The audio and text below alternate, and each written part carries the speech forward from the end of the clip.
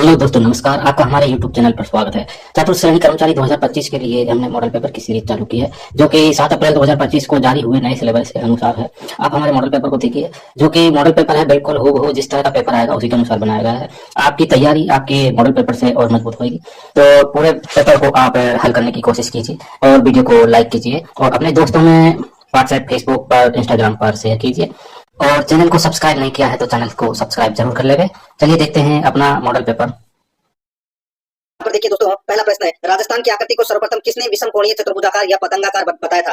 बताइए, राजस्थान की आकृति को सर्वप्रथम किसने विषम कोणीय चतुर्भुजाकार या पतंगाकार बताया था? इसका राइट आंसर हो जाएगा वो है दोस्तों टी.एच. हेंडले। टी.एच. हेंडले। यहाँ पर ए नंबर का जो ऑप्शन है वो इसका बिल्कुल सही उत्तर इसमें हो जाएगा। ठीक है, नेक्स्ट आगे देखिए, यहाँ पे सेकंड नंबर का प्रश्न है, कुबड़ पट्टी यानी कि होच बेल्ट, होच बेल्ट बोलते हैं कुबड़ पट्टी को। तो कुबड़ पट्टी क्षेत्र के संदर्भ में निम्नलिखित में से कौन सा कथन सही नहीं है? कौन सा कथन सही नहीं है वो अपने को दोस्तों यहाँ पर बताना है।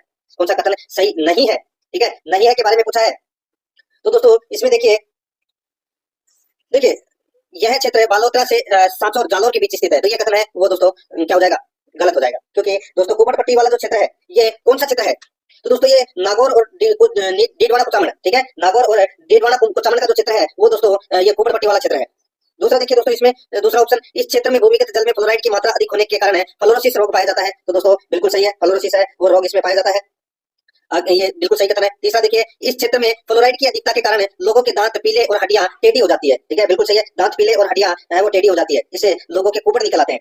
इसलिए दोस्तों इस क्षेत्र को कुबड़ पट्टी कहा जाता है। तो यहाँ पर अपना दूसरा नंबर का कथन सही है और तीसरा नंबर का सही है। तो यहाँ पर एक नंबर का कथन है वो क्या है? गलत दे रखा है। अपने को बताना था कि कौन सा कथन सही नहीं है, कौन सा कथन सही नहीं है पूछा है। तो यहाँ पर इसका राइट आंसर क्या हो जाएगा? सिर्फ एक कथन है वो सही नहीं है, एक कथन है वो सही नहीं है। तो यहाँ पर इसमें दोस्तों इसका राइट आंसर क्या हो जाएगा? यहाँ पर डी नंबर का ऑप्शन कर लेना एक, ठीक है, दो को काट देना। 3 नंबर का प्रश्न इसमें देखिए, पंचभद्रा झील के नमक में लगभग कितने प्रतिशत तक सोडियम क्लोराइड की मात्रा पाई जाती है जो इसे विशेष रूप से खाने योग्य बनाती है? पंचभद्रा झील के नमक में लगभग कितने प्रतिशत तक सोडियम क्लोराइड की मात्रा पाई जाती है जो इसे विशेष रूप से खाने योग्य बनाती है? तो यहाँ पर इसका राइट आंसर क्या हो जाएगा? वो है दोस्तों इसमें 98%। तो यहाँ पर इसमें सी नंबर का जो ऑप्शन है वो इसका बिल्कुल सही उत्तर इसमें हो जाएगा। ठीक है, इस झील का जो नमक है वो सर्वाधिक खाने योग्य है, क्योंकि इसमें 98% तक सोडियम क्लोराइड की मात्रा है वो पाई जाती है। तो यहाँ पर सी नंबर ऑप्शन सही। 4 नंबर का प्रश्न इसमें देखिए, निम्नलिखित में से कोठारी नदी पर किस जिले में मेजा बांध स्थित है? बताइए, कोठारी नदी पर मेजा बांध स्थित है, तो ये कहां पर मेजा बांध? तो दोस्तों राइट आंसर हो जाएगा वो है भीलवाड़ा में है ये। यहाँ पर बी नंबर का ऑप्शन बिल्कुल सही हो जाएगा, भीलवाड़ा में है। नेक्स्ट आगे देखिए, 5 नंबर का प्रश्न है, राज्य में ग्रीष्म ऋतु में सहवनीय धाराओं के कारण छोटे छोटे वायु भंवर या चक्रवात की उत्पत्ति हो जाती है, जिन्हें स्थानीय भाषा में क्या कहते हैं? बताइए, राज्य में यानी कि राजस्थान में ग्रीष्म ऋतु में सहवनीय धाराओं के कारण छोटे छोटे वायु भंवर या चक्रवात की उत्पत्ति हो जाती है, जिन्हें स्थानीय भाषा में क्या कहते हैं? उन्हें कहते हैं दोस्तों लू। क्या बोलते हैं? लू। लू तो गर्म हवा को बोलते हैं, ठीक है, लेकिन यहाँ पर जो भंवर आपने देखा होगा दोस्तों, ऐसे ऐसे ऐसे एक हवा का जो गोल गुब्बार है वो घूमता रहता है, उसको बोलते हैं बबूला। क्या बोलते हैं? बबूला। और जो गर्म हवा चलती है उसको बोलते हैं लू। ठीक है, तो यहाँ पर इसका राइट आंसर हो जाएगा बी नंबर का ऑप्शन बिल्कुल सही। नेक्स्ट आगे देखिए, 6 नंबर का प्रश्न है, निम्नलिखित नहरों में से राज्य की किस नहर को राजस्थान की मरुगंगा कहते हैं? राजस्थान की मरुगंगा है वो किसे कहते हैं? तो यहाँ पर इसका राइट आंसर हो जाएगा वो है इसमें राजस्थान की जो मरुगंगा है वो कहते हैं इंदिरा गांधी नहर को। यहाँ पर बी नंबर का जो ऑप्शन है वो इसका बिल्कुल सही उत्तर हो जाएगा, इंदिरा गांधी नहर को। 7 नंबर का प्रश्न है, इसमें देखिए, राजस्थान की नवीनतम बाग परियोजना कौन सी है? राजस्थान की नवीनतम बाग परियोजना है वो कौन सी है? इसका राइट आंसर क्या हो जाएगा? बताइए, नवीनतम बाग परियोजना है वो है दोस्तों धौलपुर करौली टाइगर रिजर्व है, धौलपुर करौली टाइगर रिजर्व है दोस्तों। यहाँ पर सी नंबर का ऑप्शन राइट आंसर हो जाएगा। इसको 2023 में दर्जा है वो दिया गया है, ये भी आपको इसमें याद रखना है। ठीक है, और ये राज्य की नवीनतम बाग परियोजना है, धौलपुर में करौली में। तो इसका राइट आंसर हो जाएगा सी नंबर का ऑप्शन बिल्कुल सही। 8 नंबर का प्रश्न है, इसमें देखिए, सही सुमेलित कीजिए, सही सुमेलित कीजिए। यहाँ पर देखिए, इसमें सूची फर्स्ट और सूची सेकंड है वो यहाँ पर दे रखा है। रानी जी की बावड़ी है वो दोस्तों कहाँ पर है? रानी जी की बावड़ी है वो दोस्तों बूंदी में है। कहाँ पर है? बूंदी में है रानी जी की बावड़ी। और भांडारेज बावड़ी है वो कहाँ पर है? तो दोस्तों भांडारेज बावड़ी है ये दौसा में। कहाँ पर है? दौसा में है ये भांडारेज बावड़ी। ठीक है, और मेड़तनी जी की बावड़ी है वो कहाँ पर है? मेड़तनी जी की बावड़ी है वो दोस्तों झुंझुनू में है। कहाँ पर है? झुंझुनू में। और दूध बावड़ी कहाँ पर है? तो दोस्तों दूध बावड़ी सिरोही में। यहाँ पर इस प्रश्न का जो राइट आंसर हो जाएगा वो है 4 3 2 1, 4 3 2 1। कूट भाषा में अगर मैं देखूं तो यहाँ पर इसका राइट आंसर क्या हो जाएगा? बी नंबर का ऑप्शन बिल्कुल सही, 4 3 2 1। आगे देखिए, यहाँ पे 9 नंबर का प्रश्न है, राजस्थान में जनगणना 2011 के अनुसार शिशु लिंगानुपात कितना है? दोस्तों शिशु लिंगानुपात कितना है? तो यहाँ पर इसका राइट आंसर हो जाएगा शिशु लिंगानुपात है, यानी कि 0 से 6 आयु वर्ष की यहाँ पर बात की गई है, तो वह 888। यहाँ पर ए नंबर का ऑप्शन बिल्कुल सही हो जाएगा, 888। 10 नंबर का प्रश्न है, इसमें देखिए, निम्नलिखित में से किस वर्ष राजस्थान के बाड़मेर जिले के कवास क्षेत्र में बाढ़ की घटना घटित हुई थी? बताइए, निम्नलिखित में से किस क्षेत्र में राजस्थान के बाड़मेर जिले के कवास क्षेत्र में बाढ़ की घटना है वो घटित हुई थी? इसका जो राइट आंसर हो जाएगा वो है इसमें 2006 में। दोस्तों वर्ष 2006 में ये बाढ़ आई थी बाड़मेर में। तो यहाँ पर इसका right answer C number option बिल्कुल सही। आगे देखिए, यहाँ पे 11 नंबर का प्रश्न है, राजस्थान की उत्तर से दक्षिण लंबाई वह पूर्व से पश्चिम चौड़ाई में कितना अंतर है? बताइए, यहाँ पर पूछा गया है कि राजस्थान की उत्तर से दक्षिण लंबाई वह पूर्व से पश्चिम चौड़ाई में कितना अंतर है? तो दोस्तों इसमें अंतर की मैं अगर बात करूं तो दोस्तों इसमें देखिए, राजस्थान की उत्तर से दक्षिण लंबाई कितनी है? तो वह है दोस्तों 826 किलोमीटर। और पूर्व से पश्चिम चौड़ाई कितनी है? तो दोस्तों 872 किलोमीटर। माइनस किया तो दोस्तों कितना आया? तो यहाँ पे 43 है। ठीक है, कितना आया? 43 किलोमीटर का अंतर है। तो यहाँ पर इसमें सी नंबर का जो ऑप्शन है उसका बिल्कुल सही उत्तर हो जाएगा। आगे देखिए, निम्नलिखित मरुस्थलीय प्रकारों को उनके सही विवरण से सुमेलित कीजिए। दोस्तों यहाँ पर आप देख सकते हैं, एक तरफ है मरुस्थल का प्रकार है, एक तरफ है मरुस्थल का प्रकार है, दूसरा इसमें विवरण दे रखा है। देखिए इर्ग, इर्ग किसको बोलते हैं? इर्ग बोलते हैं दोस्तों रेतीले मरुस्थल को, रेतीले मरुस्थल को बोलते हैं इर्ग। और हमादा किसको बोलते हैं? हमादा पथरीला मरुस्थल को बोलते हैं। और रेत किसको बोलते हैं? तो ये मिश्रित मरुस्थल को बोलते हैं। तो यहाँ पर इसका राइट आंसर क्या हो जाएगा? 213, 213 यानी कि कुट भाषा में अगर मैं देखूं तो यहाँ पर इसमें इसका राइट आंसर हो जाएगा ए नंबर का ऑप्शन बिल्कुल सही, 213। 13 नंबर का प्रश्न है, इसमें देखिए निम्नलिखित में से किस झील का फरवरी 2025 में नाम बदलकर वरुण सागर झील कर दिया गया है? बताइए दोस्तों, निम्नलिखित में से किस झील का फरवरी 2025 में नाम बदलकर वरुण सागर झील कर दिया गया है? तो यहाँ पर इसका राइट आंसर हो जाएगा, वो है दोस्तों जो फाय सागर झील है अजमेर में, फाय सागर झील है अजमेर में, इसका नाम बदलकर दोस्तों वरुण सागर है वो कर दिया गया है। तो यहाँ पर इसका राइट आंसर सी नंबर का ऑप्शन बिल्कुल सही हो जाएगा। 14 नंबर का प्रश्न इसमें देखिए, निम्नलिखित नदियों में से कौन सी बनास नदी की सहायक नदी नहीं है? बनास नदी की सहायक नदी कौन सी नहीं है? तो दोस्तों यहाँ पर इसका राइट आंसर हो जाएगा, देखिए बेटस नदी है, मेनाल नदी है, खारी नदी है, जाखम नदी है, ये माई नदी की सहायक नदी है दोस्तों। यहाँ पर सी नंबर का जो ऑप्शन है वो इसका बिल्कुल सही हो जाएगा। 15 नंबर का प्रश्न इसमें देखिए, राजस्थान में शीत ऋतु में होने वाली मावठ वर्षा का उत्तरदायी कारण क्या है? राजस्थान में शीत ऋतु में होने वाली मावठ वर्षा का उत्तरदायी कारण है वो क्या है? तो दोस्तों वो है पश्चिमी विक्षोभ के कारण, पश्चिमी विक्षोभ के कारण। तो यहाँ पर बी नंबर का जो ऑप्शन है वो इसका बिल्कुल सही उत्तर इसमें हो जाएगा, पश्चिमी विक्षोभ के कारण। ठीक है, नेक्स्ट आगे देखिए 16 नंबर का प्रश्न है, निम्नलिखित में से राजस्थान में पर्यावरण एवं जलवायु परिवर्तन निर्देशालय की स्थापना कब की गई थी? निम्नलिखित में से राजस्थान में पर्यावरण एवं जलवायु परिवर्तन निर्देशालय की स्थापना कब की गई थी? तो दोस्तों ये की गई थी 2019 में। यहाँ पर सी नंबर का जो ऑप्शन है वो इसका बिल्कुल सही हो जाएगा, 2019 में। आगे देखिए यहाँ पे 17 नंबर का प्रश्न है, निम्नलिखित में से राजस्थान का राज्य वृक्ष कौन सा है? राजस्थान का राज्य वृक्ष कौन सा है? तो वो है खेजड़ी, खेजड़ी है, ये राजस्थान का राज्य वृक्ष है। तो यहाँ पर डी नंबर का ऑप्शन बिल्कुल सही हो जाएगा। 18 नंबर का प्रश्न इसमें देखिए, चंबल नदी पर स्थित निम्नलिखित बांधों में से कौन सा बांध राजस्थान में नहीं है? चंबल नदी पर स्थित निम्नलिखित बांधों में से कौन सा बांध राजस्थान में नहीं है? तो यहाँ पर इसका राइट आंसर हो जाएगा, वो है इसमें गांधी सागर बांध। गांधी सागर बांध है, ये राजस्थान में नहीं है। ये कहाँ पर है गांधी सागर बांध? तो ये मंदसौर मध्य प्रदेश में है। तो यहाँ पर इसमें सी नंबर का ऑप्शन बिल्कुल सही। आगे देखिए 19 नंबर का प्रश्न है, वर्ष 2011 की जनगणना के अनुसार राज्य की कुल जनसंख्या में अनुसूचित जाति की जनसंख्या का कितना प्रतिशत है? वर्ष 2011 की जनगणना के अनुसार राज्य की कुल जनसंख्या में अनुसूचित जाति की जनसंख्या का कितना प्रतिशत है? तो यहाँ पर इसका राइट आंसर हो जाएगा, वो है 17.83% है, 17.83% है। यहाँ पर सी नंबर का ऑप्शन बिल्कुल सही। आगे देखिए 20 नंबर का प्रश्न है, राजस्थान में टिड्डियों का प्रवेश किस जिले से होता है? राजस्थान में टिड्डियों का प्रवेश है वो किस जिले से होता है? इसका राइट आंसर हो जाएगा दोस्तों, वो है जैसलमेर से।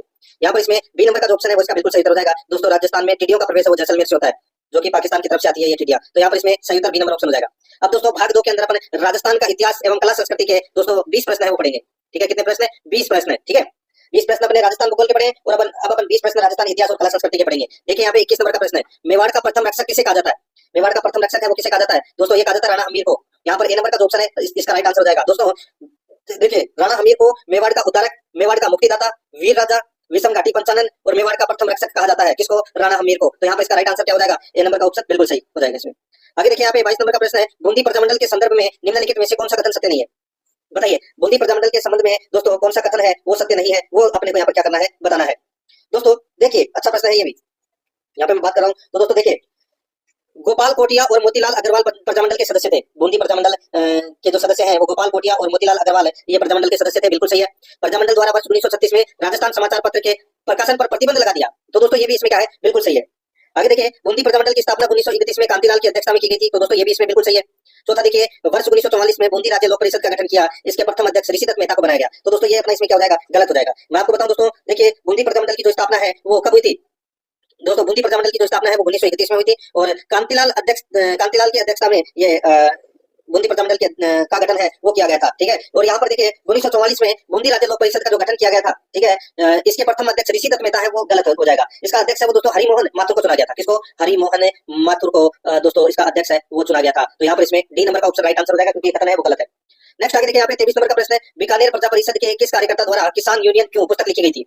बीकानेर प्रजा परिषद के किस कार्यकर्ता द्वारा किसान यूनियन क्यों पुस्तक लिखी गई थी? तो यहाँ पर इसका राइट आंसर हो जाएगा वो है दोस्तों कुंभाराम आर्य, कुंभाराम आर्य। तो यहाँ पर इसमें बी नंबर का जो ऑप्शन है, सॉरी ये देखो कुंभाराम आर्य है, ये तो इसमें सही है, ये कुंभाराम आर्य लिप्ट रहती थी। ठीक है, हाँ सही है दोस्तों। बीकानेर प्रजा परिषद के किस कार्यकर्ता द्वारा किसान यूनियन क्यों पुस्तक लिखी गई थी? तो दोस्तों इसका राइट आंसर हो जाएगा वो है कुंभाराम आर्य।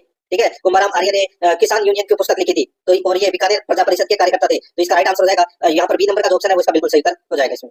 आगे देखिए यहाँ पे 24 नंबर का प्रश्न है, क्रिमिनल ट्राइब्स एक्ट 1924 को पारित करने का मुख्य उद्देश्य क्या था? क्रिमिनल ट्राइब्स एक्ट 1924 को पारित करने का मुख्य उद्देश्य क्या था? तो दोस्तों इसका जो मुख्य उद्देश्य था वो था दोस्तों लूटमार एवं उपद्रवों को नियंत्रित करना। तो यहाँ पर इसमें बी नंबर का जो ऑप्शन है वो इसका बिल्कुल सही उत्तर हो जाएगा। नेक्स्ट आगे देखिए यहाँ पे ये मीणाओं के लूटमार एवं उपद्रव से परेशान होकर भारत सरकार ने दोस्तों ये क्रिमिनल ट्राइब्स एक्ट है वो पारित किया था 1924 में। ठीक है, तो यहाँ पर इसमें राइट आंसर क्या हो जाएगा, बी नंबर ऑप्शन सही। 25 नंबर का प्रश्न इसमें देखिए, निम्नलिखित में से किस दुर्ग में सुपारी महल, जोगी महल तथा पीर सदरुद्दीन की दरगाह स्थित है? निम्नलिखित में से किस दुर्ग में सुपारी महल, जोगी महल तथा पीर सदरुद्दीन की दरगाह स्थित है? तो इसका राइट आंसर हो जाएगा वो है रणथंभौर। यहाँ पर बी नंबर का जो ऑप्शन है वो इसका बिल्कुल सही हो जाएगा रणथंभौर। आगे देखिए यहाँ पे 26 नंबर का प्रश्न है, निम्नलिखित में से किसने बागड़ी बोली को भीली बोली कहा है? बताइए किसने बागड़ी बोली को भीली बोली कहा है? तो यहाँ पर इसका राइट आंसर हो जाएगा वो है दोस्तों इसमें भीली बोली है, ये George Abraham Grierson. George Abraham Grierson ने बागड़ी बोली को भीली बोली कहा है। तो यहाँ पर इसमें सी नंबर का जो ऑप्शन है वो इसका बिल्कुल सही उत्तर हो जाएगा। 27 नंबर का प्रश्न इसमें देखिए, तमसुक दुतई गाबा गदर डगला कानो तथा डाटी आदि किसके प्रकार है? तमसुक दुतई गाबा गदर डगला कानो तथा डाटी आदि किसके प्रकार है? तो दोस्तों ये प्रकार है किसके? तो इसका राइट आंसर हो जाएगा ये अंगरखी के प्रकार है। किसके? अंगरखी के। यहाँ पर बी नंबर का ऑप्शन बिल्कुल सही उत्तर हो जाएगा। 28 नंबर का प्रश्न इसमें देखिए, देवनारायण जी की फड़ वाचन करते समय भोपो द्वारा किस वाद्य यंत्र का प्रयोग किया जाता है?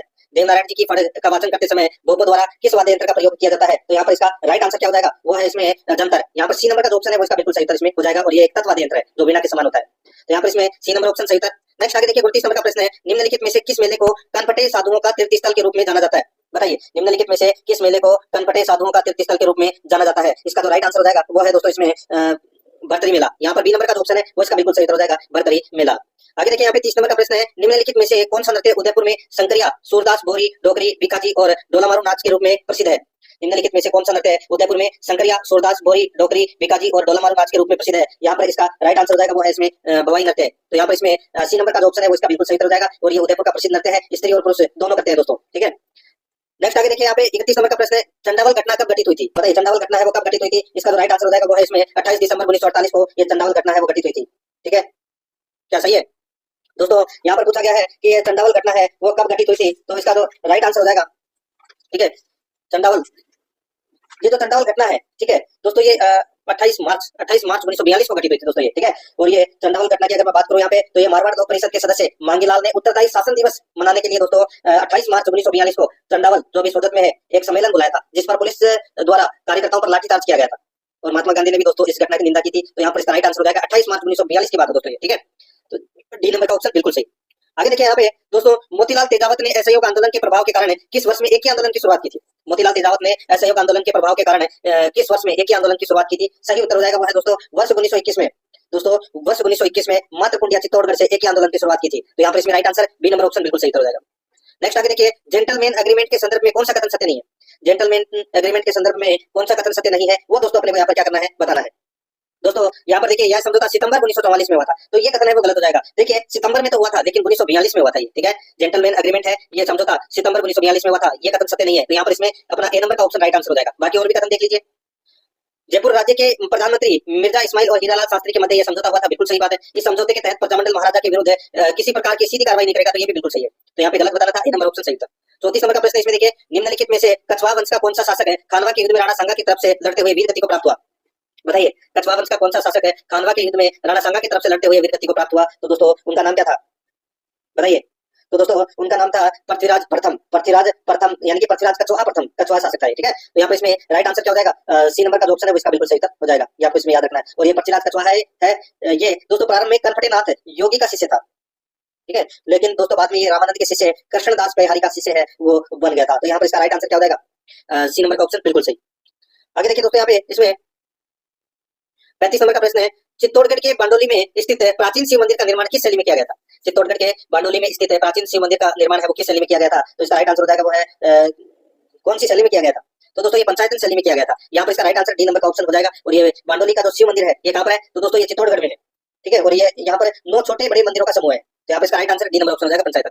36 नंबर का प्रश्न इसमें देखिए, गोडवाड़ी, देवड़ावाटी, थली, डटकी आदि निम्नलिखित में से किस बोली की उपबोलियां है? गोडवाड़ी, देवड़ावाटी, थली, डटकी आदि निम्नलिखित में से किस बोली की उपबोलियां है? तो यहाँ पर इसका जो राइट आंसर हो जाएगा वो है दोस्तों इसमें कौन सा? तो वो है मारवाड़ी। यहाँ पर बी नंबर का जो ऑप्शन है वो इसका बिल्कुल सही उत्तर हो जाएगा, मारवाड़ी। 32 नंबर का 37 नंबर का प्रश्न इसमें देखिए, निम्नलिखित को सुमेलित कीजिए, निम्नलिखित को सुमेलित करना है। यहाँ पे देखिए लहरिया पगड़ी, दोस्तों लहरिया की जो पगड़ी है ये श्रावण मास में पहनी जाती है, ठीक है, श्रावण मास में। और कसुम्बी पगड़ी है, कसुम्बी पगड़ी है ये दोस्तों राजपूतों द्वारा दोस्तों कसुम्बी पगड़ी है ये, ठीक है, कसुम्बी पगड़ी है ये दोस्तों सर्दियों में पहनी जाती है, ठीक है, सर्दियों में। और एक होती है दोस्तों केसरिया पगड़ी, और ये केसरिया पगड़ी है वो दोस्तों राजपूतों द्वारा युद्ध में जाते समय ये पहनते थे, केसरिया पगड़ी, ठीक है, गर्मियों में।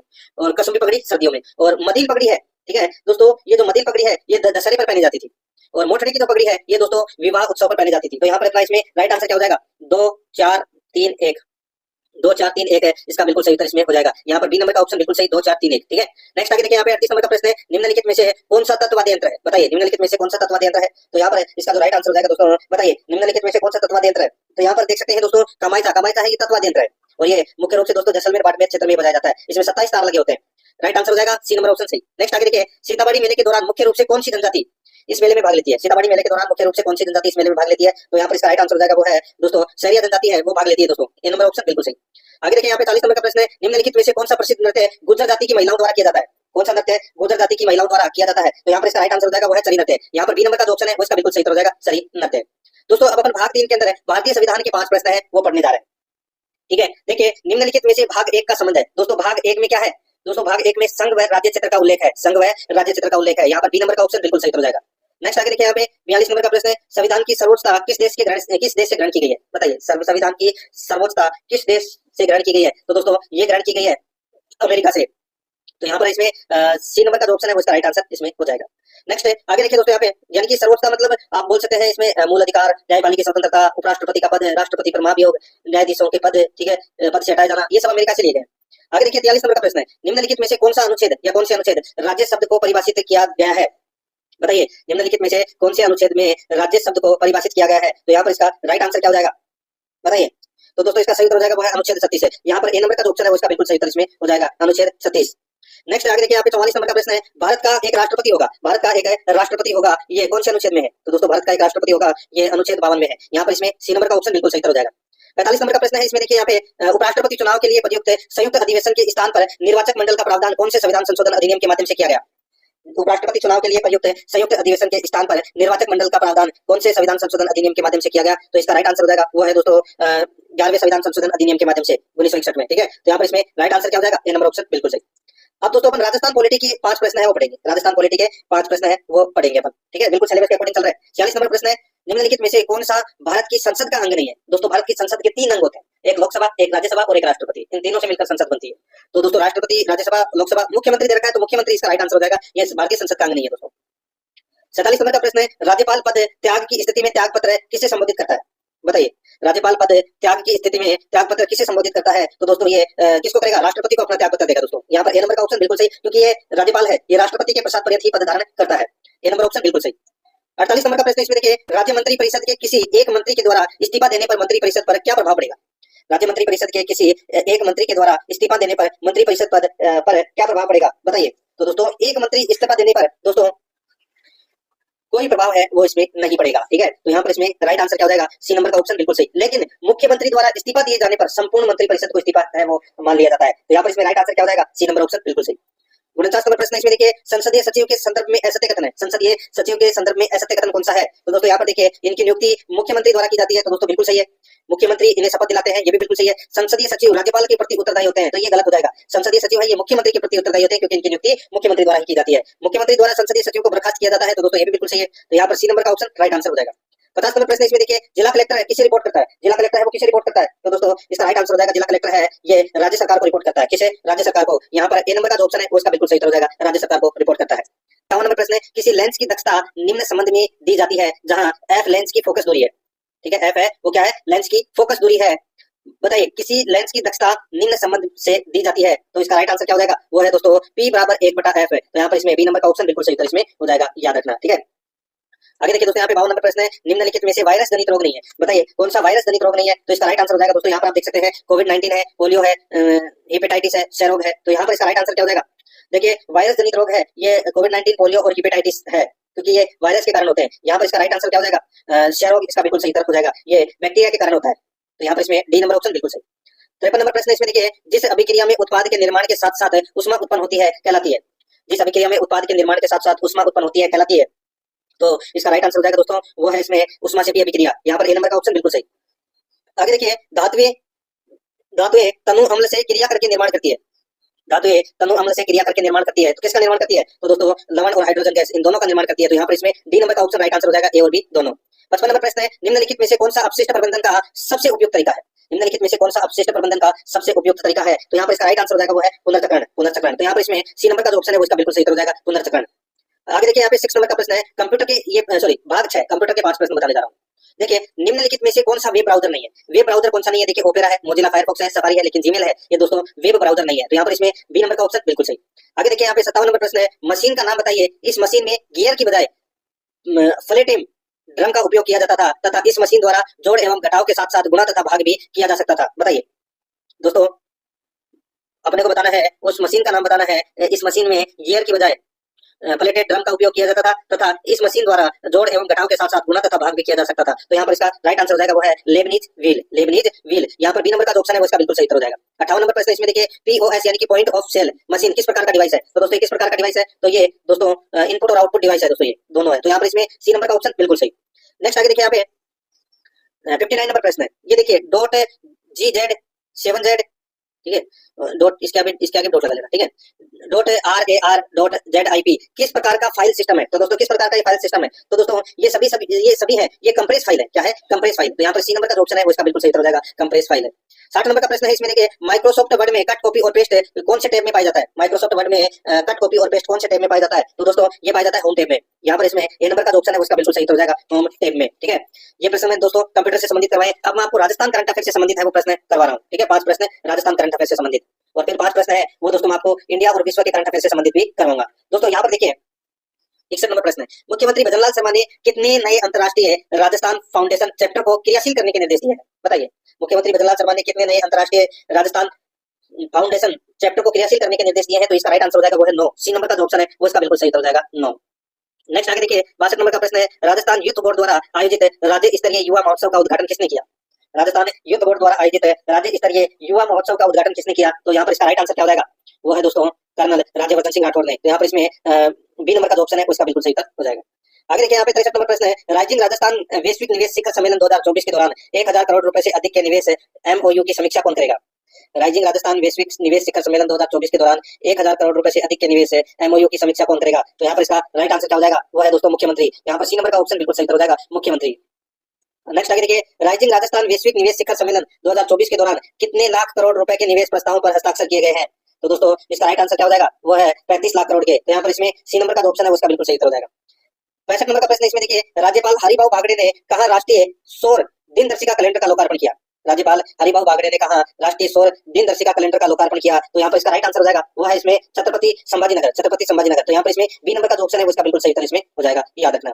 अब दोस्तों अपन करंट अफेयर भाग 8 करंट अफेयर के 5 प्रश्न पढ़ेंगे जिसमें भारत और विश्व के करंट अफेयर के प्रश्न है वो होंगे। दोस्तों इसमें देखिए 66 नंबर का प्रश्न है, तीरंदाजी विश्व कप स्टेज फर्स्ट में भारत के ऋषभ यादव और ज्योति सुरेखा वेन्नाम ने किस देश को हराकर स्वर्ण पदक जीता है? बताइए दोस्तों, तीरंदाजी विश्व कप स्टेज 1 में भारत के ऋषभ यादव और ज्योति सुरेखा वेन्नाम ने किस देश को हराकर स्वर्ण पदक जीता? तो इसका राइट आंसर हो जाएगा वो है चीनी ताइपेई। तो यहाँ पर इसमें सी नंबर का ऑप्शन बिल्कुल सही उत्तर हो जाएगा। आगे देखिए 67 नंबर का प्रश्न है, इंडियन सुपर लीग 2025 का खिताब किसने जीता? इंडियन सुपर लीग 2025 का खिताब है वो किसने जीता? तो दोस्तों ये जीता मोहन बागान सुपर जॉइंट्स ने। यहाँ पर इसमें बी नंबर का ऑप्शन बिल्कुल सही उत्तर हो जाएगा। 68 नंबर का प्रश्न इसमें देखिए, आर्टेमिस समझौते पर हस्ताक्षर करने वाला 54वां देश कौन बना? बताइए, आर्टेमिस समझौते पर हस्ताक्षर करने वाला 54वां देश कौन सा बना? तो इसका राइट आंसर हो जाएगा बांग्लादेश। यहाँ पर बी नंबर का ऑप्शन बिल्कुल सही उत्तर हो जाएगा, बांग्लादेश। नेक्स्ट आगे देखिए, मॉरिशस ने अप्रैल 2025 में किस संगठन के देश भागीदारी ढांचे पर हस्ताक्षर किए? बताइए दोस्तों, यहाँ पर पूछा गया है कि मॉरिशस ने अप्रैल 2025 में किस संगठन के देश भागीदारी ढांचे पर हस्ताक्षर किए? तो इसका राइट आंसर हो जाएगा दोस्तों ISA यानी कि अंतर्राष्ट्रीय सौर गठबंधन। यहाँ पर बी नंबर का जो ऑप्शन है वो इसका बिल्कुल सही उत्तर इसमें हो जाएगा, याद रखना, ठीक है। आगे देखिए यहाँ पे 70 नंबर का प्रश्न है, sky tracks world airport awards 2025 में दुनिया का सर्वश्रेष्ठ हवाई अड्डा किसे घोषित किया गया? अच्छा प्रश्न है, sky tracks world airport awards 2025 में दुनिया का सर्वश्रेष्ठ हवाई अड्डा है वो घोषित किया गया है। तो वो है सिंगापुर का चांगी एयरपोर्ट। यहाँ पर सी नंबर का जो ऑप्शन है वो इसका बिल्कुल सही उत्तर हो जाएगा। दोस्तों ये थे अपने 70 प्रश्न जीके के। अब अपन 20 प्रश्न है वो दोस्तों हिंदी व्याकरण के पढ़ेंगे, ठीक है। और आपको ये भी पता लगाना है कि आपके कितने प्रश्न है वो सही हो रहे हैं हिंदी व्याकरण में। देखिए, निम्न में से व्यक्तिवाचक संज्ञा नहीं है। बताइए व्यक्तिवाचक संज्ञा है वो दोस्तों कौन सी नहीं है? अच्छा प्रश्न है, गीता, कुरान, पुस्तक, बाइबल। बताइए तो दोस्तों यहाँ पर जो पुस्तक है ये क्या है? ये जातिवाचक है। बाकी गीता, कुरान और बाइबल ये तीनों व्यक्तिवाचक है। तो यहाँ पर इसमें राइट आंसर क्या हो जाएगा? सी नंबर का ऑप्शन बिल्कुल सही। आगे देखिए 72 नंबर का प्रश्न है, निम्नलिखित में से किस विकल्प में अन्य पुरुषवाचक सर्वनाम का उदाहरण है? बताइए निम्नलिखित में से किस विकल्प में अन्य पुरुषवाचक सर्वनाम का उदाहरण है? तो यहाँ पर इसका राइट आंसर हो जाएगा वो है वह तुम्हारी बहन है। वो अपने को यहाँ पर बताना है। तो यहाँ पर इसमें सी नंबर का ऑप्शन है वो इसका बिल्कुल सही उत्तर हो जाएगा, वह तुम्हारी, यानी कि इसमें अन्य पुरुषवाचक सर्वनाम का प्रयोग हुआ है, यानी कि इसका उदाहरण है। तो यहाँ पर इसका राइट आंसर हो जाएगा सी नंबर ऑप्शन सही। 73 नंबर प्रश्न इसमें देखिए, देव ने पुस्तक पढ़ी थी वाक्य में प्रयुक्त क्रिया है। तो दोस्तों बताइए कौन सी क्रिया है? तो इसमें दोस्तों सहायक क्रिया है, ठीक है। देव ने पुस्तक पढ़ी थी तो इसमें सहायक क्रिया का ही उदाहरण है। तो इसका राइट आंसर क्या हो जाएगा? सी नंबर का जो ऑप्शन है वो इसका बिल्कुल सही उत्तर हो जाएगा। यानी कि किसे कहते हैं सहायक क्रिया? दोस्तों जो क्रिया मुख्य क्रिया की काल रचना में सहायक होती है उसे सहायक क्रिया कहते हैं। तो यहाँ पर इसमें सी नंबर ऑप्शन सही। आगे देखिए 1, 2, 3 शब्द किस संख्यावाचक विशेषण के उदाहरण है? तो यहाँ पर इसका राइट आंसर हो जाएगा वो है गणनावाचक विशेषण के ये उदाहरण है 1 2 3। यहाँ पर डी नंबर का ऑप्शन बिल्कुल सही। 75 नंबर प्रश्न इसमें देखिए नी उपसर्ग से बना शब्द निम्नलिखित में से कौन सा है? बताइए नी उपसर्ग से बना शब्द निम्नलिखित में से कौन सा है? तो यहाँ पर इसका राइट आंसर क्या हो जाएगा? वो है दोस्तों इसमें कौन सा? तो वो है निकाय। कौन सा है? निकाय। नी प्लस काय। डी नंबर का ऑप्शन बिल्कुल सही। 76 नंबर प्रश्न इसमें देखिए आव प्रत्यय से बना शब्द निम्नलिखित में से कौन सा है? आव प्रत्यय से बना शब्द निम्नलिखित में से कौन सा है? इसका राइट आंसर हो जाएगा वो है पढ़ाओ। कौन सा है? पढ़ाओ। पढ़ाओ के अंदर दोस्तों आव प्रत्यय है वो नीत है। ठीक है, तो यहाँ पर इसमें राइट आंसर क्या हो जाएगा?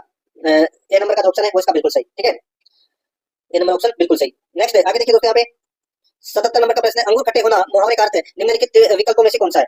बताइए अंगूर खट्टे होना यानी कि दोस्तों राइट आंसर क्या हो जाएगा? वस्तु न मिलने पर उसका दोष निकालना। तो इसका राइट आंसर हो जाएगा कोई वस्तु न मिलने पर उसका दोष निकालना। बी नंबर का ऑप्शन बिल्कुल सही। 78 नंबर का प्रश्न इसमें देखिए यथावत शब्द का शुद्ध रूप निम्न में से कौन है? यथावत शब्द का शुद्ध रूप निम्न में से कौन है? तो यहाँ पर इसका राइट आंसर क्या हो जाएगा? वो है इसमें दोस्तों यथावत का शुद्ध रूप हो जाएगा ये वाला, एक के नीचे हलन लगेगा। बी नंबर का जो ऑप्शन है वो इसका बिल्कुल सही। नेक्स्ट आगे देखिए 79 नंबर प्रश्न है आ उपसर्ग से बना शब्द निम्नलिखित में से कौन सा है? आ उपसर्ग से बना शब्द निम्नलिखित में से कौन सा है? तो यहाँ पर इसका राइट आंसर क्या हो जाएगा? वो है दोस्तों यहाँ पे आवरण। ठीक है, आवरण। ठीक है, इसमें आ उपसर्ग का प्रयोग हुआ है तो इसमें सी नंबर का ऑप्शन बिल्कुल सही। बाकी देखिए सब में ए और ए दे रखा है। ठीक है, शुरुआत में ए दे रखा है, आ किसी में नहीं दे रखा, तो यहाँ पर सी नंबर ऑप्शन सही, आ प्लस वर्ण। नेक्स्ट है आगे देखिए दोस्तों, यहाँ पे 80 नंबर का प्रश्न है कमान का निम्नलिखित में से कौन सा सही विलोम शब्द है? कमान का विलोम शब्द क्या होगा? दोस्तों कमान का विलोम शब्द है वो होगा तीर।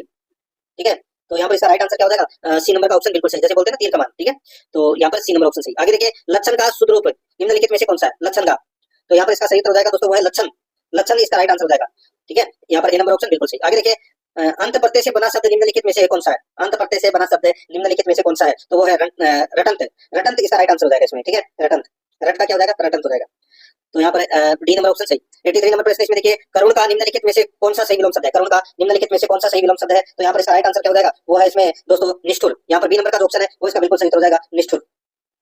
ठीक है, आगे देखिए 84 नंबर का प्रश्न है निम्नलिखित में से कौन सा विकल्प गुण संधि का उदाहरण नहीं है? बताइए कौन सा विकल्प गुण संधि का उदाहरण नहीं है? तो इसका राइट आंसर हो जाएगा वो है अन्वीक्षण। अन्वीक्षण है ये दोस्तों, गुण संधि का उदाहरण नहीं है। यहाँ पर डी नंबर का जो ऑप्शन है वो इसका बिल्कुल सही उत्तर हो जाएगा, अन्वीक्षण। ठीक है, बाकी यहाँ पे देखिए ऋषिकेश, ब्रह्मश्री और गुडाकेश ये क्या है? ये गुण संधि के उदाहरण है। यहाँ पर डी नंबर का जो ऑप्शन है वो इसका बिल्कुल सही। जो ये अन्वीक्षण दे रखा है, ठीक है, ये यह संधि का उदाहरण है दोस्तों, डी नंबर ऑप्शन सही। 85 नंबर का प्रश्न इसमें देखिए निम्नलिखित में से चतुर्मास शब्द का सही संधि विच्छेद है।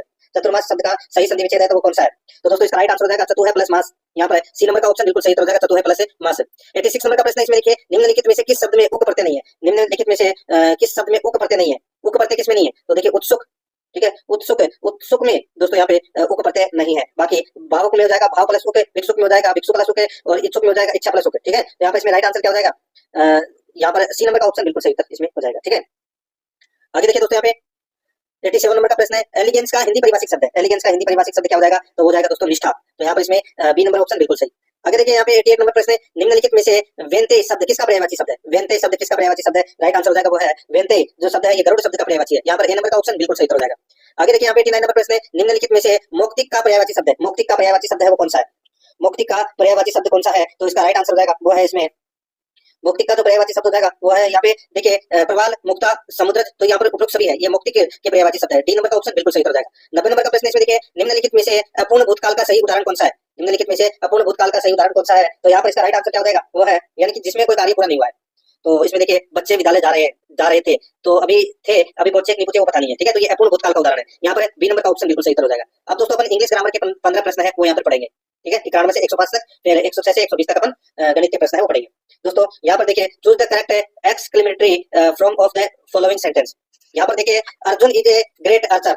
बताइए दोस्तों Arjun is a great Archer, तो यहाँ पर इसका राइट आंसर क्या हो जाएगा? हो जाएगा दोस्तों what a great Archer Arjun is. तो यहाँ पे इसमें सी नंबर का जो ऑप्शन है वो इसका बिल्कुल सही उत्तर हो जाएगा। आगे देखिए यहाँ पे 92 नंबर का प्रश्न है Anand Kumar is a unique teacher. Anand Kumar is a unique teacher, तो यहाँ पर इसका राइट आंसर हो जाएगा ए यूनिक टीचर, इसका राइट आंसर हो जाएगा ए नंबर का ऑप्शन बिल्कुल सही। नेक्स्ट आगे देखिए 93 नंबर का प्रश्न है they have lived in this building since 10 years no error. बताइए कौन से पार्ट में एरर है? They have lived in this building since 10 years no error भी दे रखा है। ठीक है, बताइए कौन से पार्ट में एरर है? तो यहाँ पर इसका राइट आंसर हो जाएगा दोस्तों वो है यहाँ पे 10 इयर्स। ठीक है, 10 इयर्स आया है, तो यहाँ पर दोस्तों सिंस के स्थान पर अपन 4 का प्रयोग करेंगे। ठीक है, तो यहाँ पे सिंस की जगह अपन 4 का प्रयोग करेंगे, तो यहाँ पर इसका राइट आंसर क्या हो जाएगा? तीसरे नंबर के पार्ट में एरर है, यानी कि सी नंबर का ऑप्शन बिल्कुल सही।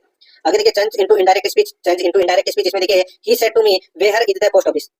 ही said to me where is the post office, तो यहाँ पर इसका राइट आंसर क्या हो जाएगा? He asked me where the post office was. Where the post office was, तो यहाँ पर इसमें राइट आंसर हो जाएगा सी नंबर ऑप्शन सही। आगे देखिए मुकेश एडिक्ट स्मोकिंग। मुकेश है एडिक्ट स्मोकिंग, तो यहाँ पर इसका राइट आंसर खालिस्तान में क्या आएगा बताइए। तो इसमें आएगा दोस्तों टू का प्रयोग होगा, टू स्मोकिंग। तो यहाँ पर इसमें ए नंबर का ऑप्शन बिल्कुल सही, टू स्मोकिंग। 96 नंबर का प्रश्न इसमें देखिए डेपुटेशन, डेपुटेशन को हिंदी में क्या कहते हैं बताइए। डेपुटेशन को हिंदी में क्या कहते हैं, तो इसको कहते हैं प्रतिनियुक्ति। यहाँ पर बी नंबर का जो ऑप्शन है वो इसका बिल्कुल सही हो जाएगा, प्रतिनियुक्ति। आगे देखिए 97 नंबर का प्रश्न इसमें देखिए change into passive voice, change into passive voice. तो इसमें देखिए Rohit had hit the ball towards the boundary, Rohit had hit the ball towards the boundary. तो यहाँ पर इसका राइट आंसर क्या हो जाएगा, वो है इसमें दोस्तों the ball had been hit towards the boundary by Rohit. यहाँ पर डी नंबर का जो ऑप्शन है वो इसका बिल्कुल सही हो जाएगा। आगे देखिए 98 नंबर प्रश्न है चूज द करेक्ट डिटरमिनर्स। दोस्तों चूज द करेक्ट डिटरमिनर्स वो अपने को यहाँ पे बताना है। देखिए यहाँ पे खाली स्थान भरना है, there were hardly students in the class, there were hardly students in the class. तो यहाँ पे any students in the class आएगा, यहाँ पर डी नंबर का ऑप्शन बिल्कुल सही। 99 नंबर का प्रश्न इसमें देखिए Farhan obtained only 45% marks in science in high school, he has not qualified the science stream। तो यहाँ पर बताइए खालिस्तान में क्या आएगा, हाई स्कूल, ठीक है। यानी कि Farhan obtained only 45 marks in science in high school, he has not qualified the science stream। तो इसका सही उत्तर हो जाएगा दोस्तों वो है इसमें देखिए यहाँ पे 4 का प्रयोग होगा दोस्तों, क्वालिफाइड 4 का प्रयोग है वो होगा। तो यहाँ पर इसमें राइट आंसर हो जाएगा डी नंबर ऑप्शन बिल्कुल सही। आगे देखिए select the correctly spelled word, यानी कि कौन सी स्पेलिंग है वो सही है वो अपने को यहाँ पर बताना है। तो यहाँ पर देखिए ऑमलेट, तो यहाँ पर इसमें बी नंबर का जो ऑप्शन है वो इसका बिल्कुल सही उत्तर हो जाएगा, ठीक है, ये स्पेलिंग सही है। अब देखिए यहाँ पे 101 नंबर प्रश्न है रचिन रविंद्र न्यूजीलैंड के लिए चैंपियंस ट्रॉफी में शतक बनाने वाले छठे बल्लेबाज बने। रचिन रविंद्र न्यूजीलैंड के लिए चैंपियंस ट्रॉफी में शतक बनाने वाले छठे बल्लेबाज बने। तो यहाँ पर इसका राइट आंसर हो जाएगा वो है इसका इंग्लिश रूपांतरण अपने को करना था, Rachin Ravindra become the sixth batsman to score A century in champions trophy for New Zealand. तो यहाँ पर इसमें ये कथन बिल्कुल सही है, ए नंबर का ऑप्शन बिल्कुल सही हो जाएगा। आगे देखिए नौकरशाही को इंग्लिश में क्या कहते हैं बताइए, नौकरशाही को इंग्लिश में क्या कहते हैं, इसको बोलते हैं दोस्तों ब्यूरोक्रेसी, क्या बोलते हैं ब्यूरोक्रेसी। यहाँ पर ए नंबर का ऑप्शन बिल्कुल सही हो जाएगा। 103 नंबर प्रश्न है चूज द करेक्ट नेगेटिव, बताइए चूज द करेक्ट नेगेटिव है वो अपने को बताना है, I do it well, I do it well. तो यहाँ पर इसका राइट आंसर क्या हो जाएगा, आई डू इट वेल। तो इसका जो सही उत्तर हो जाएगा आई डू इट वेल का दोस्तों नेगेटिव फॉर्म है वो I do not do it well होगा। तो यहाँ पर इसका राइट आंसर हो जाएगा I do not do it well, C number का ऑप्शन बिल्कुल सही। 104 नंबर का प्रश्न इसमें देखिए आयरन इन ओडिशा, बताइए खालिस्तान में क्या आएगा। तो दोस्तों सीधा सा भाई फाउंड हुआ है आयरन, यानी कि लोहा ओडिशा में पाया जाता है। तो इसका राइट आंसर क्या हो जाएगा वो है इज फाउंड। तो यहाँ पर इसमें सी नंबर का ऑप्शन है वो इसका बिल्कुल सही होगा। आगे दोस्तों यहाँ पे देखिए पंक्चुएट करेक्टली, यानी कि अपने को बताना है कि इनमें से कौन से ऑप्शन में सही कोमे का, सही स्मॉल वर्ड का या दोस्तों बड़े वर्ड का। यहाँ पर देखिए कैपिटल में और स्मॉल में दोनों में दे रखा है यहाँ पे। तो अपने को बताना है कि कौन से लाइन है वो सही तरीके से लिखी गई है। अब यहाँ पर देखिए एम्प्लॉय के अंदर देखिए Amrit Gupta is an Indian railway employee, employee के अंदर देखिए इसमें ई छोटा है, नीचे वाले के अंदर भी छोटा है, इसके अंदर भी सी में भी छोटा है, लेकिन यहाँ पे ई चौथे नंबर में देखिए ई बड़ा है। ठीक है, ये सारी चीज ध्यान रखनी है। जैसे कि ए के अंदर रेलवे के अंदर आर है वो बड़ा है, ठीक है, बी के अंदर छोटा है रेलवे में, और तीसरे और चौथे के अंदर दोस्तों आर है वो बड़ा है। तो ये चीजों को ध्यान रखना है। तो यहाँ पर अपने को बताना है कि पंक्चुएट करेक्टली कौन सा है। तो इसका जो राइट आंसर हो जाएगा वो है इसमें दोस्तों देखिए इंडियन को बड़े अक्षरों में लिखा जाना चाहिए क्योंकि यह राष्ट्रीयता को दर्शाता है, ठीक है।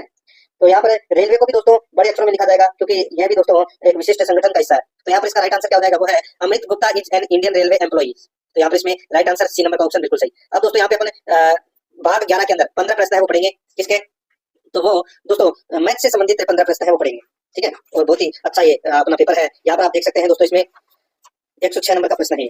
एक आदमी देखिए थोड़ा शुद्ध कर लेता हूँ। एक आदमी 1 रुपए में 35 कलम खरीदता है, 40% का लाभ अर्जित करने के लिए उसे 1 रुपए में कितने कलम बेचने होंगे। तो बताइए उसको 40% का लाभ कमाना है तो 1 रुपए में कितने कलम है वो उसको बेचने होंगे। तो यहाँ पर आप देख सकते हैं दोस्तों इसमें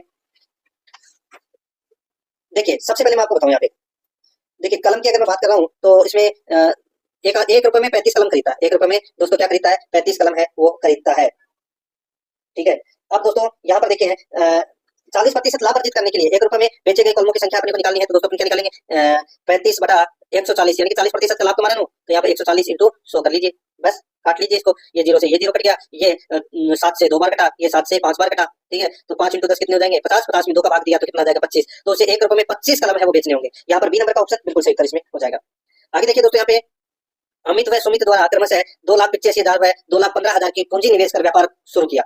यदि सुमित का लाभ 8,600 रुपए है तो व्यापार में कुल लाभ कितना हुआ है बताइए। तो व्यापार में कुल लाभ कितना हुआ है वो दोस्तों अपने को यहाँ पर क्या करना है बताना है।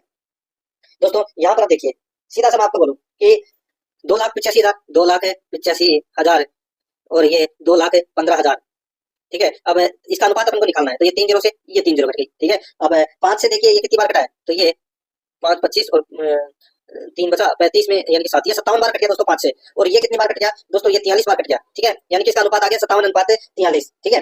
तो यहाँ पर क्या दे रखा है कि यदि सुमित का लाभ 8600 रुपए है, यानी कि दोस्तों सुमित का मतलब क्या हो गया 43x बराबर 8600, 43x बराबर क्या हो जाएगा 8600, ठीक है, ये सुमित का हो जाएगा। तो x बराबर क्या हो जाएगा दोस्तों 8600 में से सॉरी 86 में 43 का भाग दे लीजिए तो कितना आ जाएगा दोस्तों 200 आ जाएगा। कितना आ जाएगा 200, ठीक है। अब दोस्तों अपने को कुल लाभ है वो ज्ञात करना है, तो यहाँ पे 57 और 43 अनुपात निकाला था, 57 और 43 कितना होता है 100, ठीक है, 57 और 43 कितना होता है 100, तो यहाँ पे 100x बराबर 200 इंटू 100 कर लीजिए, कितना आ जाएगा 20,000। तो यहाँ पे इसमें सी नंबर का ऑप्शन बिल्कुल सही हो जाएगा। आगे देखिए 108 नंबर का प्रश्न है, एक निश्चित धनराशि साधारण ब्याज की दर पर 10 वर्षों में स्वयं की 7 गुना हो जाती है, 20 वर्षों में समान साधारण ब्याज दर पर यह स्वयं की कितनी गुना हो जाएगी, तो स्वयं की कितनी गुना हो जाएगी वो अपने को यहाँ पर बताना है।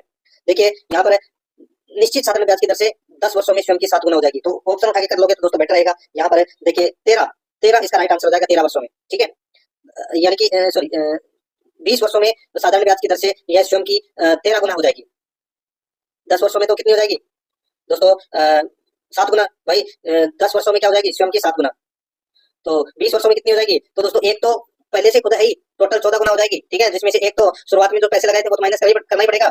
यानी कि कोई सीधा सा मैं आपको बोलूं कि जैसे कि कोई 100 रुपए है, ठीक है, ये 10 वर्षों में 7 गुना हो रहा है, यानी कि कितने हो रहे हैं 700 हो रहे हैं, ठीक है। अब ये 20 वर्षों के अंदर कितने होंगे, ये 10 वर्षों के अंदर कितने हो रहे हैं 700, तो ये 6 गुना ही हुए हैं, ठीक है, एक गुना तो वो पहले का ही है, तो टोटल ये 7 गुना हुए हैं, ठीक है। अब 20 वर्ष में दोस्तों कितना हो जाएगा 1400, अब इसमें से 100 रुपए तो शुरुआत के अपन ने जो लगाए थे वो तो माइनस करोगे, तो यहाँ पर 13 गुना इसका राइट आंसर हो जाएगा, ए नंबर ऑप्शन सही था। आगे देखिए 3 व्यक्तियों की वर्तमान आयु का अनुपात 3:5:7 है, 6 वर्ष पहले उनकी आयु का योग 87 था, उनकी वर्तमान आयु है वो वर्षों में ज्ञात करनी है, उनकी वर्तमान आयु वर्षों में ज्ञात करनी है, तो यहाँ पर 3, 5 और 7 अनुपातों का योग कितना हो जाएगा दोस्तों 15 हो जाएगा, कितना हो जाएगा 15, तो 6 वर्ष पहले तीनों व्यक्तियों की आयु का योग है वो कितना हो जाएगा 6 वर्ष पहले, तो वो जाएगा 87, कितना हो जाएगा 87। तो यहाँ पर दोस्तों अपने को क्या करना है, तो वर्तमान में आयु का योग ज्ञात करना है, तो 87 प्लस 3 व्यक्तियों की वर्तमान आयु का अनुपात 3:5:7 है 6 वर्ष पहले, ठीक है, तो यहाँ पर क्या करना है 6 इंटू 3, 87 प्लस 6 इंटू 3 बराबर दोस्तों, अब अपन क्या करेंगे यहाँ पे दोस्तों कितना हो जाएगा 36 18, तो 87 प्लस 18, 87 प्लस 18 कितने होते हैं 105, कितना हो जाएगा 105, तो ये 105 है, ये क्या है, तो ये दोस्तों देखिए अनुपातों का योग कितना हो रहा है 3 और 5 8, 8 और 7 15, तो ये 15% है, कितना है 15% है, कितना है 105, तो 1% बराबर कितना होगा, तो इसमें भाग दे लीजिए, कितनी बार गया 7 बार, तो 1% बराबर कितना है 7, ठीक है। तो यहाँ पर क्या पूछा है कि उनकी वर्तमान आयु वर्षों में ज्ञात कीजिए, तो दोस्तों 7 से मल्टीप्लाई करते हुए चलिए इसको, तो 3 अनुपात देखिए 3, 5 और 7 दे रखा है, तो एक का हो जाएगा दोस्तों 7 इंटू 3 21, फिर हो जाएगा 5 इंटू 7 कितना हो जाएगा 35, फिर एक हो जाएगा दोस्तों 7 इंटू 7 49, तो यहाँ पे 21 35 49 इसका राइट आंसर हो जाएगा, यहाँ पे बी नंबर का जो ऑप्शन है वो इसका बिल्कुल सही। आगे देखिए यहाँ पे 110 नंबर का प्रश्न है, यदि किसी ड्रेस का मूल्य 800 रुपए से घटाकर 720 कर दिया जाता है, यदि किसी ड्रेस का मूल्य 800 रुपए से घटाकर 720 रुपए कर दिया जाता है, भाई कितने कम किया है 80 रुपए कम किए हैं, कितने कम किए हैं 80, तो अपन इसको ऐसे लिख सकते हैं दोस्तों 80 बटे 800 इंटू 100, बस 2 जीरो से ये 2 जीरो कट गया, 80 में 8 का भाग दे दीजिए तो कितना आएगा 10%, तो दोस्तों 10% की क्या हुई है कमी हुई है, यहाँ पर सी नंबर ऑप्शन बिल्कुल सही। 111 नंबर प्रश्न है, सोनू अकेले एक मैच को 125 दिनों में बना सकता है, जबकि मोनू अकेले इसे 250 दिनों में बना सकता है। मोनू काम शुरू करता है और 75 दिनों तक काम करता है, सोनू शेष काम कितने दिनों में पूरा कर सकता है, सोनू शेष काम कितने दिनों में पूरा कर सकता है। दोस्तों यहाँ पर देखिए समय है वो दिनों में दे रखा है, और दोस्तों कार्य क्षमता दक्षता भी दोस्तों यहाँ पर दे रखी है, तो यहाँ पर इसका राइट आंसर देखिए सोनू शेष काम को कितने दिनों में पूरा करेगा, तो ये थोड़ा लंबा क्वेश्चन है, इसका राइट आंसर मैं आपको डायरेक्ट बता देता हूँ दोस्तों 87.5 दिन इसका बिल्कुल सही उत्तर इसमें हो जाएगा, ठीक है। आगे देखिए यहाँ पे टीना और हीना क्रमशः 7 किलोमीटर घंटा और 9 किलोमीटर घंटा की चाल से एक ही जगह से दौड़ना शुरू करती है, यदि वे एक ही दिशा में चलती है तो वे एक दूसरे से 16 किलोमीटर दूर जाने में कितना समय लेगी, कितना समय लेगी दोस्तों। टीना की चाल है यहाँ पे कितनी 7 किलोमीटर, ठीक है, हीना की चाल है दोस्तों यहाँ पे 9 किलोमीटर, ठीक है, और सापेक्ष चाल की अगर मैं बात करूँ तो इन दोनों में से माइनस कर लीजिए, कितना हो जाएगा 2 किलोमीटर प्रति घंटा, ये सापेक्ष हो जाएगी। अब दोस्तों एक दूसरे से 16 किलोमीटर दूर जाने में लगा समय, तो सीधा सा है 16 बटे 2 कर दीजिए, कितना हो जाएगा 8 घंटे, तो यहाँ पर इसका राइट आंसर हो जाएगा सी नंबर ऑप्शन बिल्कुल सही 8 घंटे। आगे देखिए 113 नंबर प्रश्न है, एक वस्तु का अंकित मूल्य 11,800 रुपए है और इसका विक्रय मूल्य 7,788 रुपए है, वस्तु पर छूट का प्रतिशत कितना है, वस्तु पर छूट का प्रतिशत है वो कितना है वो अपने को यहाँ पर बताना है। वस्तु का अंकित मूल्य 11,800, वस्तु का विक्रय मूल्य 7,788, तो दोस्तों इसमें से अपन क्या करेंगे दोस्तों सीधा सा है वही अंकित मूल्य है वो 11,800 रुपए, इसका विक्रय मूल्य दोस्तों 7,788 है, छूट का प्रतिशत इसको डायरेक्ट ऐसे लिख लीजिए दोस्तों भाई 7788 बटे 11,800 इंटू 100, ठीक है, जो भी आए उसको 100 में से माइनस कर दीजिए, ठीक है। तो यहाँ पर इसका राइट देखिए यहाँ पे कितना है, इसको आप काटोगे 2 जीरो से 2 जीरो कट गया, तो 7788 में यहाँ पर 118 का भाग दिया तो कितना आ जाएगा 66 आ जाएगा, और 66 को दोस्तों 100 में से माइनस किया तो कितना आ गया, तो दोस्तों ये आ गया 34%, तो 34% की क्या है छूट दी है, तो यहाँ पर इसमें बी नंबर का ऑप्शन बिल्कुल सही। आगे देखिए यहाँ पे 114 और 15 नंबर का प्रश्न है, वो अपने को कृषि क्षेत्र लाख हेक्टेयर में यहाँ पर दे रखा है, और डायग्राम में देखिए अपने को उत्तर बताना है। देखिए पंजाब में वर्ष 2011 की अपेक्षा वर्ष 2013 में कृषि योग्य भूमि में हुई वृद्धि का प्रतिशत क्या था, बात हो रही है दोस्तों यहाँ पे पंजाब में, और बात हो रही है 2011 और 2013 की, तो 2011 में है 220 और 2013 में है दोस्तों 264। ठीक है, क्या करना है अपने को, अंतर निकालना है। दोनों का अंतर कितना हो जाएगा भाई, 44 अंतर आया। ठीक है, कितना आया 44 अंतर, तो 44 इंटू 100 बटे कितना हो जाएगा 220। बस, तो यहाँ से इसको काट लोगे तो दोस्तों ये कितनी बार कटा, तो ये दोस्तों 5 बार। और 100 में 5 का भाग दोगे तो कितना आ जाएगा 20। तो यहाँ पर इसका राइट आंसर क्या हो जाएगा 20%। ये नंबर ऑप्शन बिल्कुल सही। 115 नंबर प्रश्न इसमें देखिए, सभी 3 वर्षों में संयुक्त आधार पर महाराष्ट्र तथा मध्य प्रदेश के कुल कृषि क्षेत्रफल लाख हेक्टेयर में कितना अंतर है, तो कितना अंतर है वो दोस्तों अपने को यहाँ पर बताना है। दोस्तों यहाँ पर देखिए सबसे पहले महाराष्ट्र की अगर मैं बात करूं तो महाराष्ट्र में 80 प्लस 150 प्लस 175। ठीक है, कितना हो जाएगा, ये हो जाएगा दोस्तों 450, सॉरी 405, कितना हो जाएगा 405। ठीक है, ये महाराष्ट्र का हो गया। अब दोस्तों यहाँ पर देखिए मध्य प्रदेश, तो मध्य प्रदेश में कितना है, तो देखिए 40 प्लस 85 प्लस 90 बराबर कितना हो जाएगा, तो दोस्तों ये हो जाएगा 215। ठीक है, तो 405 में से 215 गए तो कितने बचे, तो दोस्तों ये 190 लाख हेक्टेयर बचा। तो यहाँ पर सी नंबर का ऑप्शन राइट आंसर हो जाएगा। 116 नंबर का प्रश्न इसमें देखिए, एक कुर्सी का अंकित मूल्य उसके क्रय मूल्य से 20% अधिक है। एक कुर्सी का अंकित मूल्य उसके क्रय मूल्य से 20% अधिक है। यदि 20 रुपए की छूट के बाद कुर्सी 220 रुपए में बेची जाती है तो लाभ प्रतिशत कितना होगा। एक कुर्सी का अंकित मूल्य उसके क्रय मूल्य से 20% अधिक है। यदि 20 रुपए की छूट के बाद कुर्सी 220 रुपए में बेची जाती है तो लाभ प्रतिशत कितना होगा। लाभ प्रतिशत कितना हो जाएगा दोस्तों, देखिए यहाँ पर सीधा सा मैं आपको बताऊं, यानी कि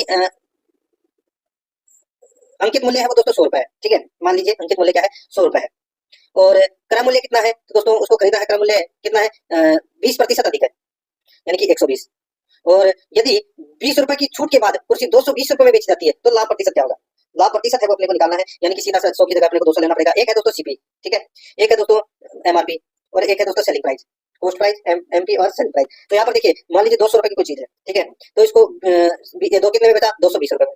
ठीक है, 20 रुपए सॉरी 20% अधिक है क्रय मूल्य, तो कितना हो जाएगा 200 का 20% कितना हो जाएगा 240, और 20 रुपए की छूट के बाद 220 रुपए में इसको बेच दी। ये सीन है 200, 240 और 220। तो लाभ प्रतिशत है वो अपने को यहाँ पर ज्ञात करना है। तो दोस्तों देखिए यहाँ पर 200 रुपए की जो वस्तु है वो 220 में बेच रहा है, तो 20 रुपए का क्या हो रहा है लाभ हो रहा है। तो 200 का 20%, 20 कितना हुआ 10%। तो यहाँ पर इसमें राइट आंसर क्या हो जाएगा, ए नंबर का ऑप्शन है वो इसका बिल्कुल सही, लाभ 10% होगा। आगे देखिए, विक्रम ने एक परीक्षा में 32% अंक प्राप्त किए और 15 अंकों से वो अनुत्तीर्ण हो गया। ठीक है, एक परीक्षा में 32% अंक प्राप्त किए और 15 अंकों से वो अनुत्तीर्ण हो गया। यदि वह 57% अंक प्राप्त करता तो उसे उत्तीर्ण होने के लिए आवश्यक अंकों से 10 अंक अधिक मिलते।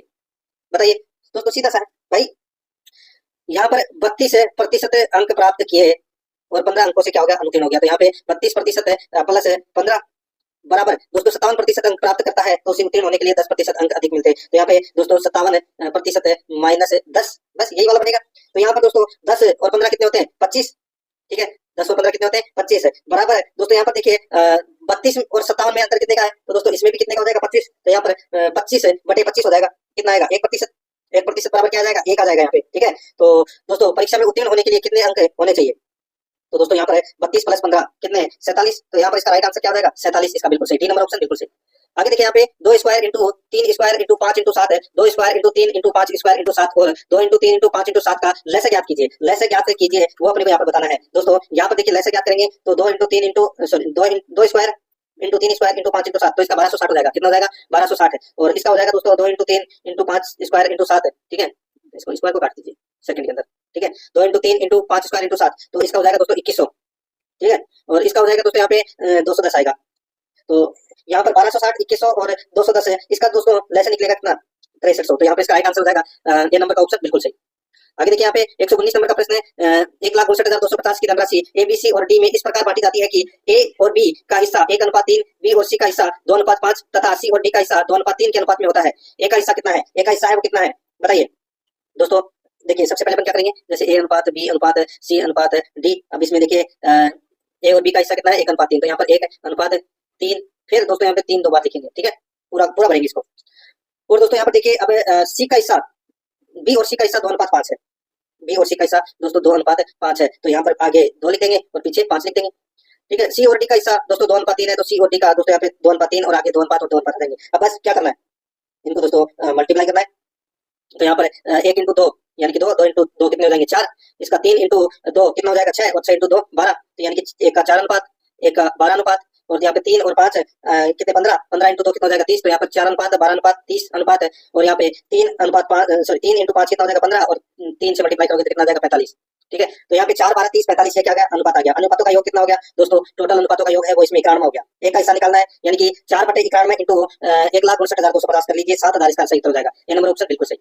120 नंबर का प्रश्न है 6.25% वार्षिक ब्याज की दर से 5,000 की राशि का 5 फरवरी 2017 से 19 अप्रैल 2017 तक का साधारण ब्याज है वो ज्ञात कीजिए। दर दोस्तों यहाँ पे 6.25% दे रखी है, राशि दोस्तों यहाँ पर 5,000 दे रखी है, ठीक है। 5 फरवरी 2017 से 19 अप्रैल 2017 तक टोटल दोस्तों दिन कितने हुए, तो दोस्तों इसको अपन ऐसे लिख सकते हैं 73 दिन हुए, तो 73/365 है वो लिख सकते हैं इसको, ठीक है। अब साधारण ब्याज का सूत्र लगा दीजिए, समुद्र बटे 100 यानी कि मूलधन इंटू समय इंटू दर बटे 100, ठीक है। तो यहाँ पे जो ये जो समय दे रखा है ये क्या है, ये दोस्तों बटे में है, तो इसको अपन कैसे लिखेंगे, तो इसको अपन ऐसे लिखेंगे भाई मूलधन कितना है 5,000, ठीक है। समय कितना, दर कितनी है 6.25 इंटू समय कितना है, समय 73/365 दिन था, 73/365 दिन। तो यहाँ पर अपन दोस्तों ये 73 और ये बटे में 365 लिख दिए और ये इंटू में 100, ठीक है। बस इसको काट लीजिए, इसको काटोगे तो दोस्तों यहाँ पर इसका राइट आंसर निकल कर आ जाएगा, वो है 62.50। तो यहाँ पर इसमें ए नंबर का जो ऑप्शन है वो इसका बिल्कुल सही उत्तर हो जाएगा।